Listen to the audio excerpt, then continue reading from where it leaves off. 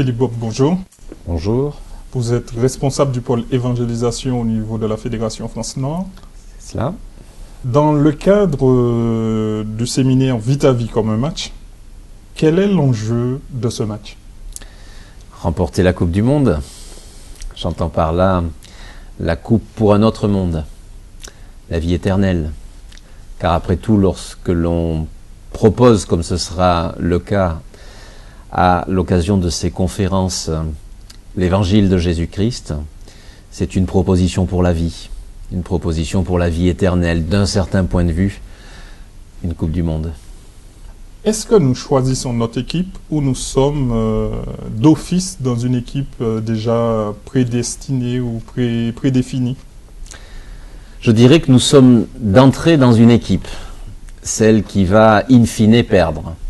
Mais il y a, par le témoignage, et notamment celui que nous voulons rendre à l'occasion de ces conférences, la possibilité de changer d'équipe, le transfert, le mercato. Et si cette transition, ce transfert a lieu, eh bien la possibilité de se positionner dans l'équipe qui, à coup sûr, remportera la victoire finale, car elle a déjà remporté une bataille cruciale. Est-ce que tous les postes dans cette équipe permettent de remporter la victoire?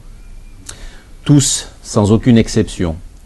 Que ce soit depuis le gardien de but en passant par la ligne de défense, les milieux de terrain et les attaquants, tous contribuent à la réussite de l'équipe. Il n'y a pas de subalterne, il y a chacun à sa place fonctionnant au mieux pour permettre à l'équipe d'aboutir. Et qui est le coach de cette équipe? Le José Mourinho de cette équipe, eh bien c'est Jésus le Christ, tout simplement. Et cette équipe joue contre qui alors? Cette équipe joue contre le monde, comme on a coutume de dire. Qu'est-ce à dire? D'abord chacun de nous. Nous jouons une partie contre nous-mêmes, contre notre chair, contre notre nature, contre nos défauts. Et le fait de basculer dans cette nouvelle équipe, le fait de pouvoir être dirigé par Jésus-Christ, nous donne la possibilité de vaincre ce que nous sommes au plus profond de nous. Mais nous luttons aussi contre un monde céleste mauvais, contre des entités que nous ne voyons pas toujours, mais dont la seule préoccupation est de nous nuire, de nous affecter, de nous réduire ou de nous cantonner à notre chair. Nous luttons donc contre nous et contre nous aussi, ou à travers nous aussi, contre ces entités, le diable, les mauvais, comme la Bible dirait. Dans ce jeu, quand l'adversaire nous tacle, comment réagir? Réagir comme le Christ, puisqu'il est notre entraîneur, il est celui qui donne les stratégies, à nous d'appliquer ses stratégies. Lorsque le Christ a été battu, il n'a pas répondu. Lorsqu'il nous dit de tendre la joue gauche si on lui frappe la droite, eh bien nous devons nous inscrire dans cette pensée, dans cette pratique. C'est facile à dire, c'est plus difficile à exécuter.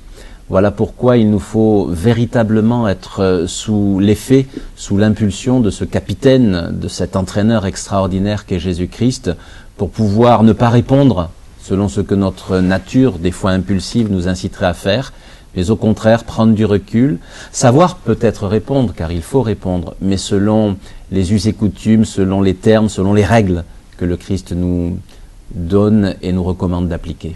Quel est le trophée qui est en jeu?